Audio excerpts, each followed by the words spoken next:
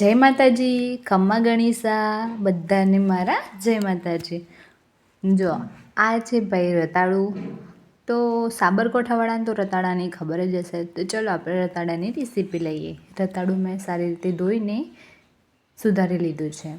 હવે એક કડાઈમાં તેલ લઈશું.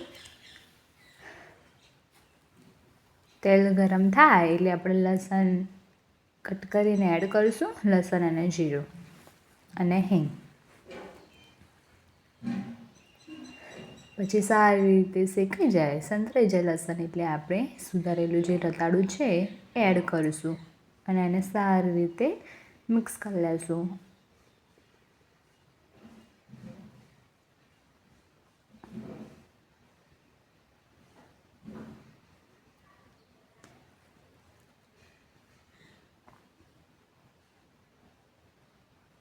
અને આપણે થોડું મીઠું એડ કરીશું, જેથી આપણું રતાળું ચડી જાય.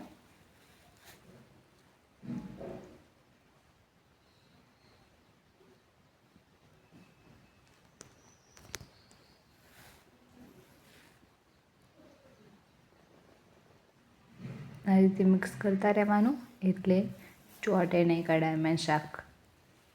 હવે આમાં મીઠું એડ કરીશું અને પછી નોર્મલ જે આપણે ઘેર બધા મસાલા એડ કરીએ છીએ એ મસાલા એડ કરવાના. બેઝિક મસાલા, મરચું, ધાણા જીરું,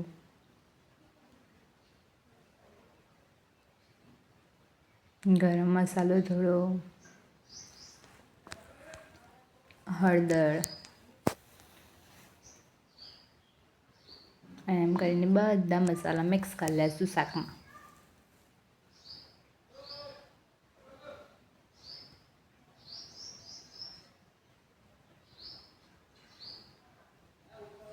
આ રીતે સારી રીતે બધું શાક હલાવી દઈશું, એટલે ચડી જાય અને કઢાઈમાં ચોટે પણ નહીં. હવે એમાં પાણી એડ કરીશું. થોડું પાણી એડ કરીને શાકને સારી રીતે મિક્સ કરી લઈશું પહેલાં.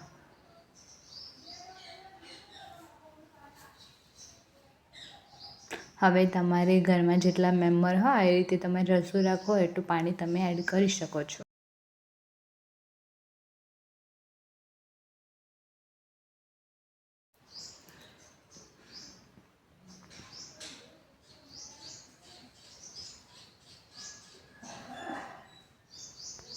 હવે ધાણા એડ કરીશું ઉપરથી કટ કરીને.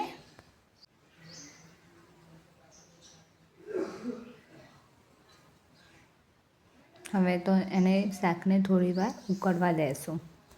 શાક થોડીવાર ઉકળે એટલે આપણે કઢાઈ ઉપર સીબું કે થાળી ઢોકીને થોડીવાર ચડવા દઈશું.